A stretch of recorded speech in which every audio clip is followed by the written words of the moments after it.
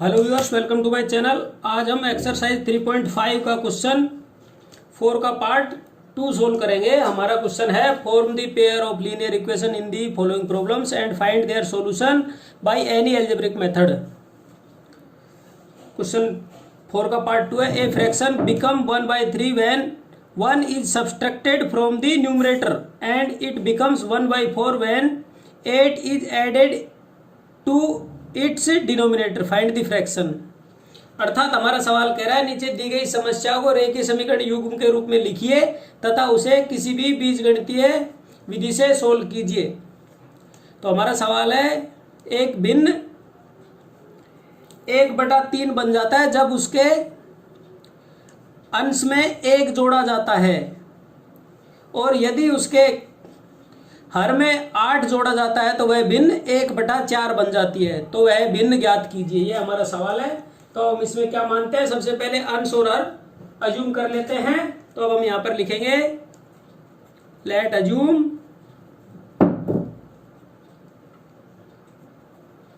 The numerator is equal to x। इसी प्रकार denominator भी मान लेते हैं। The denominator is equal to y। तो हमारी फ्रैक्शन क्या होगा, then fraction is equal to x upon y। Numerator हमारा x है अर्थात अंश हमारा x है और हर है y। अब क्वेश्चन को एल्जेब्रिक फॉर्म में रख लेते हैं अकॉर्डिंग टू क्वेश्चन। बड़ा इजी है। सबसे पहले हमें सवाल को अच्छे से समझना है। समझने के बाद उसे बीजगणितीय रूप में लिखना है। मैंने आपको बताया था कि सवाल जब एक बार समझ भी आ जाए तो उसे 5-10 सेकंड एक्स्ट्रा दीजिए अच्छे से समझने के लिए, फिर उसे बीजगणितीय रूप में लिखिए, क्योंकि यहां पर यदि हमने मिस्टेक कर दिया तो पूरा सवाल गलत हो जाएगा। तो कंडीशन फर्स्ट हमारी क्या है, कंडीशन फर्स्ट का स्टेटमेंट क्या है कि भिन्न 1/3 बन जाती है जब उसके न्यूमरेटर में से 1 घटा दिया जाता है। तो हमारी भिन्न क्या है, x अपॉन वाई। ये इसका न्यूमरेटर है। न्यूमरेटर में से यदि 1 घटा दिया जाता है तो हमारी भिन्न क्या हो जाती है, 1/3 अर्थात 1/3। ये हमारी कंडीशन 1 हो गई। इसको एल्जेब्रिक फॉर्म में लिखने के लिए, बीजगणितीय रूप में लिखने के लिए क्या करेंगे, क्रॉस मल्टीप्लिकेशन करेंगे। तो हमारे पास आएगा 3x minus y is equal to x minus 1 is equal to 1 into y. Then y is equal to हमारे पास आ गया 3x माइनस 3 बराबर। ये हमारी इक्वेशन 1 आ गई। इसे रेखीय समीकरण के रूप में लिखेंगे तो क्या आएगा हमारे पास, 3x माइनस वाई, ये इधर की तरफ चला जाएगा, माइनस 3, यही आएगा 3x माइनस वाई माइनस 3।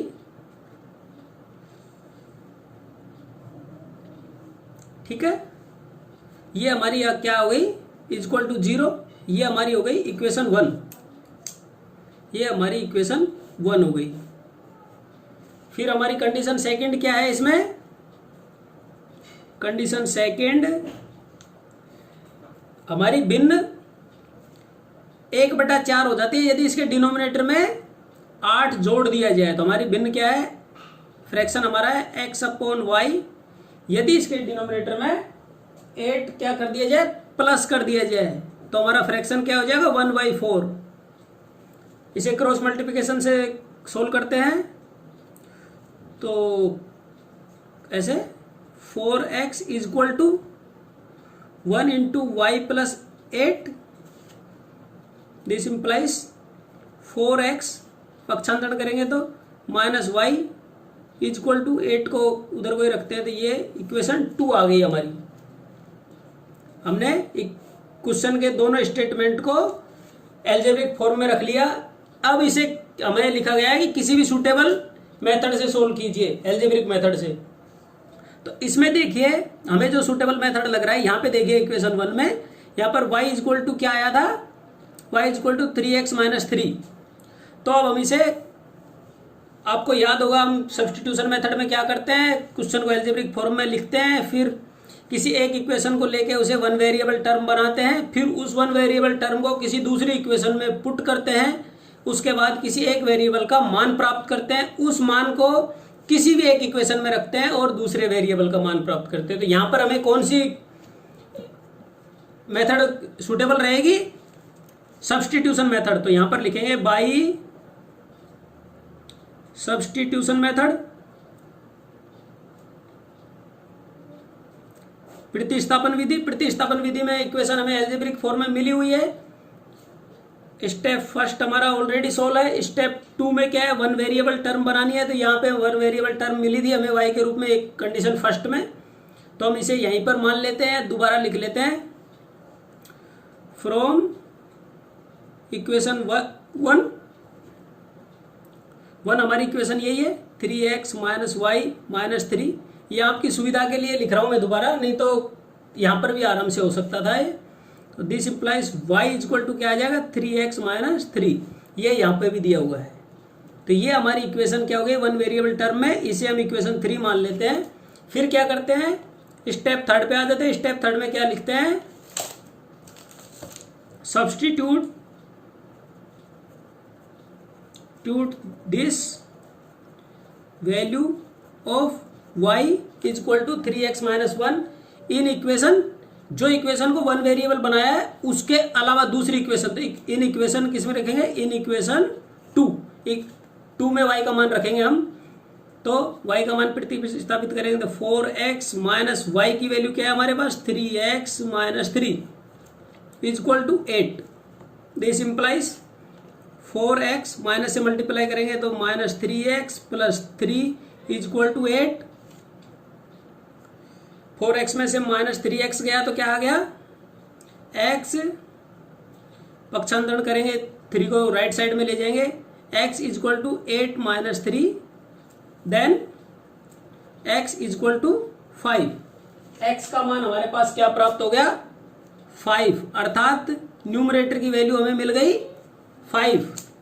अब स्टेप 4 में क्या करेंगे, प्रतिस्थापन विधि में इस वैल्यू को किसी भी एक इक्वेशन में पुट करेंगे, या लिखेंगे put this value of x in equation third. Equation third में हम x की वैल्यू को पुट करेंगे तो हमारे पास क्या आएगा, y इक्वल टू, ये इक्वेशन थर्ड है, 3x का मान क्या है 5 - 3। सोल्व करेंगे, this implies y equal to 15 - 3 बराबर, देन y इक्वल टू क्या आ गया, 15 में से 3 गया तो 12। तो y की वैल्यू हमारे पास आ गई 12। ये हमें डिनोमिनेटर भी मिल गया। तो अब हम यहां पर लिखेंगे क्वेश्चन में, hence the given fraction x upon y equal to क्या हो गया, x की वैल्यू हमारे पास आई थी 5 अपॉन y की वैल्यू है 12। तो हमें जो फ्रैक्शन दिया हुआ था वो यही था, हमें बोला था कि फ्रैक्शन ज्ञात कीजिए जिसमें ये दो स्टेटमेंट दिए गए थे कि ये वैल्यू जोड़ने पर ये हो जाएगा और ये वैल्यू जोड़ने पर ये हो जाएगा। तो यही हमारा आंसर होगा साथियों, बड़ा ही आसान है। यदि आपको ये अच्छा लगा तो इसे एक बार लाइक और शेयर जरूर करें। थैंक यू साथियों।